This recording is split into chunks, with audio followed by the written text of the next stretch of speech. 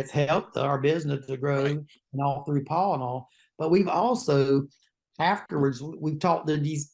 We're almost like a family now. There's a group, we Yeah. have newer people, And I've stayed close to a lot of the people like yeah, you, where we had, you're talking about when we talking about that was during COVID, like yeah, the middle of COVID when we went to that conference and they were just allowing people to go into a room without a mask.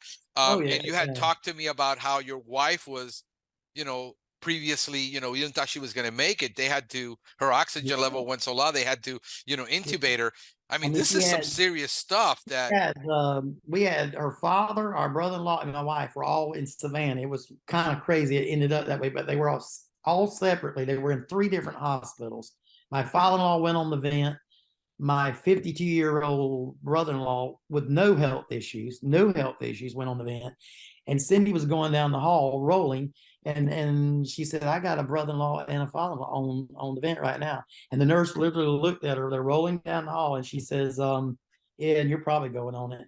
But they tried a breathing yeah, treatment with my wife, and it was successful. And I truly believe, I'm just saying, I believe that I can't say this for sure, but if my wife had been on that vent, I don't know what would have happened, but she didn't, and I'm so grateful.